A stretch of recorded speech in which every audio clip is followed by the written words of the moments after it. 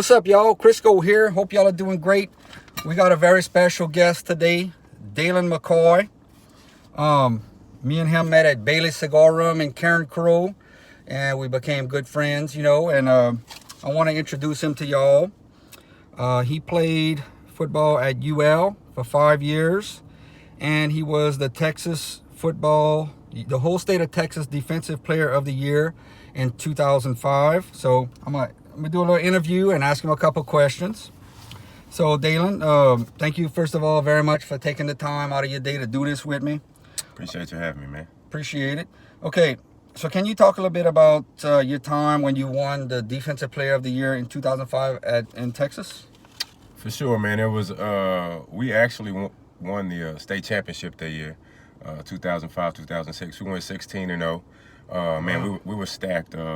I was just a guy that just happened to be on a good team and had a pretty good year statistically. So I played middle linebacker, racked up a bunch of tackles, a few picks, and we played. Man, like I said, we played with a host of guys. A few of those guys went to the NFL. We were 3A, second smallest 3A in Texas, but I think we had about 5 Division I.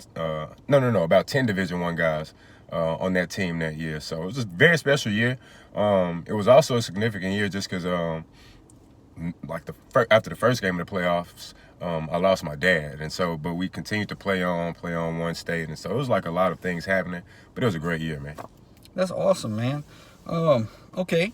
The next thing I'd like to do is talk about you played 5 years for the ULL Ragin Cajuns. Proud alumni. And yeah, go Cajuns. Can you tell us some memories? What was your best memory as a Cajun? I guess as far as football goes, man, the year we beat Kansas State was a great memory. Obviously a game nobody expected us to win, but we played them the year before. They beat us. I can't remember the score there, but they beat us. They had a guy that played for the Buccaneers, Josh, I forget his last name. But they came the next year.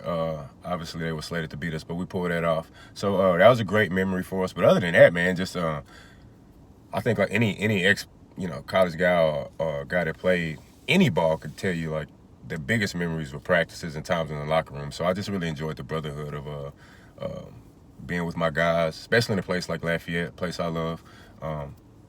But that compounded with that Lafayette Cajun field compounded with that brotherhood, it was just like none other, man. So I enjoyed my time all 5 years. That's awesome. Now, I understand you have a couple of books that you've been working on. Can you show everybody what books you have and talk a little bit about that? Yeah, for sure, man. So I have a training program, which I got that shirt on now, but I'm not showing it. But a training program called AMP Training. AMP stands for Awareness, Mindset, Purpose, and Development. So with that training program, I've developed 2 books, both on Amazon. It's a paperback book of one. I changed the cover.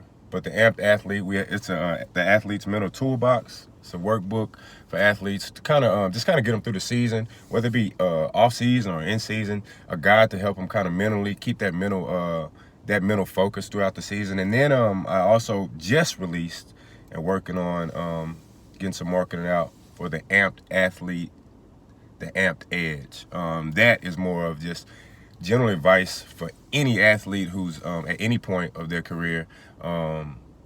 A series of advice and explanations to just kind of encourage them. Man, I believe the mental part of athletics is overlooked, and as much as I love training, which is something I do on a regular, I also try to kind of compound that with just the mental aspect and relationship building, social emotional aspect, just everything it takes to be successful on the field and off the field.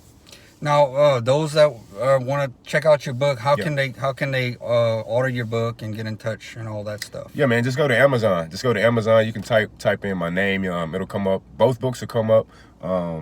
We got the Amped Edge is in right now is just ebook. So grab that and it'll go right to your device. And then we also have paperback and ebook for the Amped Athlete. So man, go get them. I don't think, man, this for me is a ministry, and you can't spread a good word enough, man. And I believe, this is something all athletes should have. Awesome. So y'all go check that out. Okay, I got just a couple of more questions for Mr. Daylon. Mr. Dana, what are you up to these days? What you doing? What you been doing these days? So aside from my books, getting amped is a whole thing for me. So I train. I got my amp training going. That's something I'm really big into. Then I got the books going with that. But working with my athletes, I've been training I coached for like 10 years, but now for the last 5 years, I've been focusing solely on training. Got a few athletes playing at the D1 level, softball, baseball athletes, working with some football, track. So, man, that takes up a lot of my time and my family, right? Yeah. Got my 2 kids in college, got a 4-year-old. But, man, that eats up a lot of my time. Aside from that, I like to come to Bailey's. Yeah, Daily Cigar Room. Check them out in Karen Crew. Okay. So, what hobbies do you have these days? I like obviously I'm still active just because of what I do in my job, and that's fun to me. But aside from that, man, like to travel. So I do some mission work too in Zambia.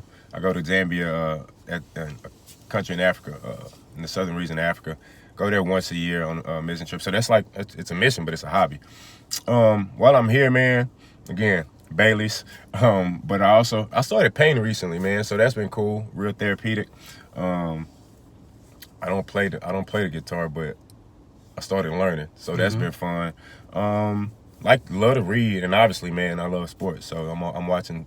It's the perfect time of the year for me, man. Getting cool outside this football weather, so. Definitely. We got so much movement happening right now and stuff. Yeah. Louisiana's a great place for football, man. Yes, it is. Okay, just 2 more questions. We in Cajun country, we all like gumbo and all that stuff. What's your favorite food to eat around here, Yeah, the food got me, is the reason I'll never leave. But for me, I love chicken cracklings. I never had chicken cracklings before coming here. I never heard of them, but they absolutely floor me. I've never had a bad chicken crackling. So chicken cracklings are like my thing here. Aside from that, everything is good, man. I like gumbo, but I like a good dirty rice too, man. Like I love little jambalaya is always good, but chicken cracklings. How about some boiled crawfish? You like boiled crawfish? I like boiled crawfish.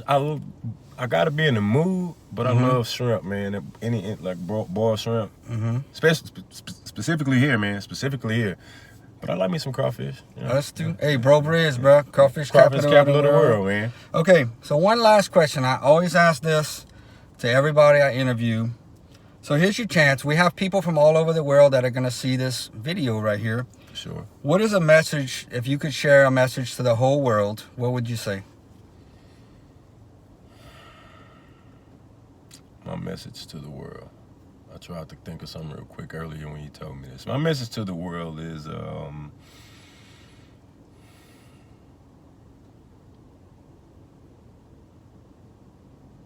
never stop becoming.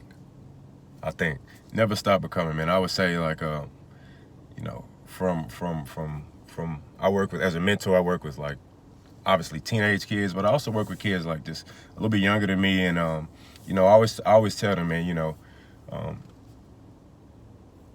especially in today's world, man, you got your time to develop, and you got your time to work and go after your careers. Know who you are and never stop evolving, man. That process, it never stops and once you stop evolving, you stop living, man.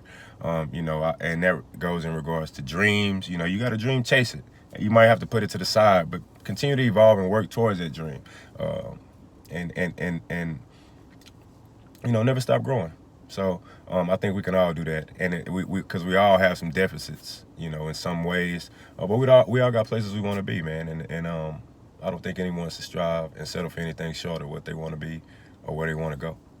Well, thank you, Mr. Daylon. Daylon McCoy, everybody. Hope y'all enjoyed the interview. Like, comment, subscribe, share. Go Cajuns, and we'll see you on the next one. Later, y'all.